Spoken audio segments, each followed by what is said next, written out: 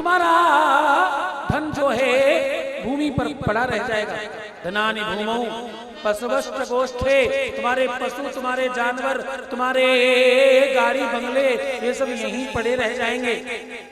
पशुवश्च गोष्ठे भार्या गृह द्वार, तुम्हारा पति अथवा पत्नी एक सीमा तक तुम्हारे साथ जाएगा। सखा श्मशाने, तुम्हारे सखा बंधु मित्र और परिवार के जन शमशान घाट तक केवल जाएंगे।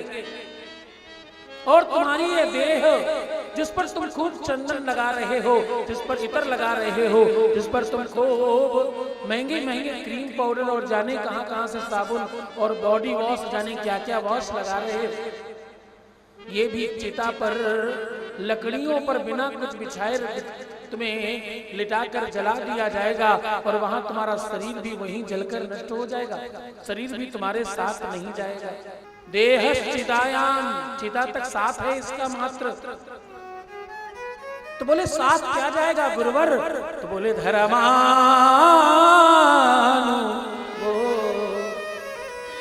गच्छति जीवयेका। बोले धर्म ही एक ऐसा है, सत्कर्म एक ऐसी पूंजी है जो तुम्हारे साथ जाएगी, तुम्हारे साथ तुम्हारा किया हुआ धर्म दान पुण्य ये साथ जाएगा और अगले जन्म में तुम्हें प्राप्त होगा। मैंने शिव पुराण में कई बार कहा, तुम ध्यान से सुनो। कभी कभी कोई बच्चा जन्म से ही शंखपति होता, कोई बच्चा जन्म से खाकपति होता, उसने पिछले जन्मों में पुण्य किया है, सत्कर्म किया है, इस जन्म में उसे वो प्राप्त हो रहा है। हा? तुम इस जन्म में करोगे तो इस जन्म में भी मिलेगा और आगे भी मिलेगा, इसलिए सत्कर्मों में अपना मन लगाना। सूर्य कहते हैं शौनकादिक ऋषियों, एक तरफ जहां शिव महापुराण में बाबा शंभु ने विवाह के लिए हाँ कह दिया, गौर से सुनना, चारों तरफ तो तैयारियां हो रही हैं, खूब आनंद से शिव विवाह की तैयारी हो रही है। इतने में ऋषियों के मध्य से उठकर एक ऋषि ने सूत जी महाराज से प्रश्न किया। बोले गुरुदेव दो प्रश्न हैं। पहला तो प्रश्न ये, जब महादेव ने विष्णु को कहा 24 अवतार होंगे, उनमें से एक अवतार की गाथा आपने राम की कही, उनका विवाह हुआ।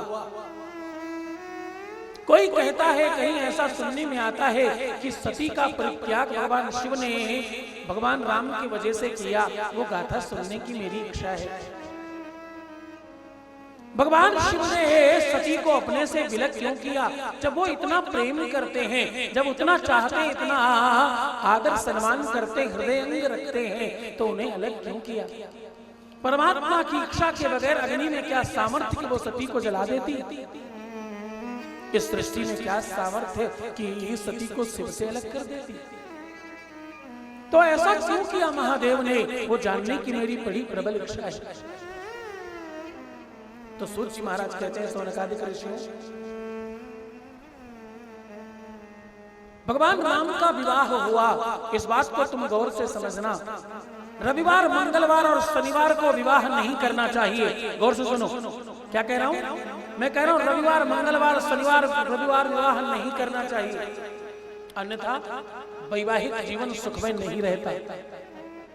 आप चेक करके देख लो, एक भी व्यक्ति अगर हाथ उठाकर ये कह दे कि मेरा विवाह रविवार को हुआ है, मुझे कोई दिक्कत नहीं है, एक भी व्यक्ति ये कह दे मेरा विवाह शनिवार और मंगलवार में हुआ और मुझे कोई दिक्कत नहीं है, ऐसा एक भी नहीं होगा।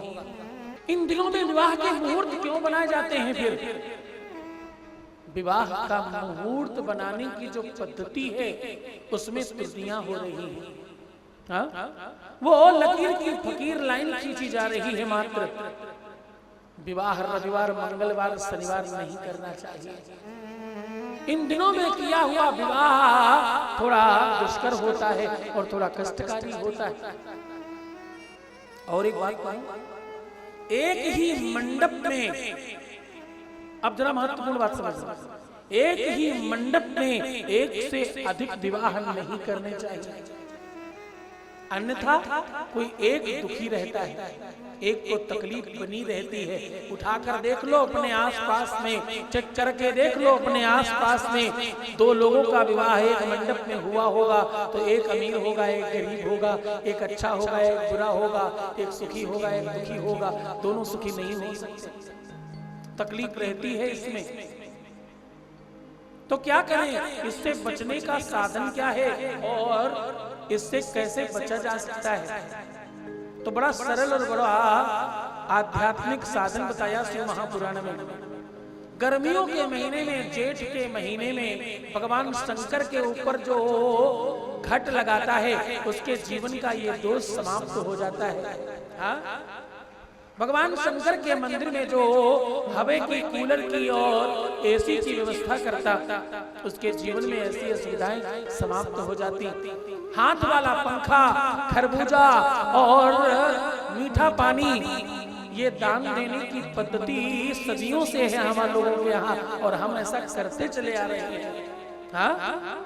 आज समय परिवर्तित हुआ, हाथ वाला पंखा हम खुद यूज नहीं करते तो भगवान को क्यों देना? जो यूज करते वही देना, और श्रेष्ठ चीज देना, अपने से ज्यादा अच्छा देना। तुम्हारे पूर्वज हाथ वाला ही प्रयोग में लाते थे, इसलिए हाथ वाला देते थे। अरे लकीर के फकीरों, वही में क्यों खड़े हो? तुम्हें परमात्मा ने ज्यादा दे दिया, तुम ज्यादा बढ़ा कर दो और अच्छे बनो। कोई भी तुम्हारे आसपास का शिवालय, उसमें पंखा, एसी, कूलर न लगा हो, उसमें घट न लगा हो, तुम्हारी जिम्मेदारी है, तुम्हारा कर्तव्य बनता है कि तुम ऐसा करो, ताकि महादेव को शैतल्यता प्रदान हो और तुम्हारे जीवन में सौम्यता और दिव्यता और प्रेम भरे।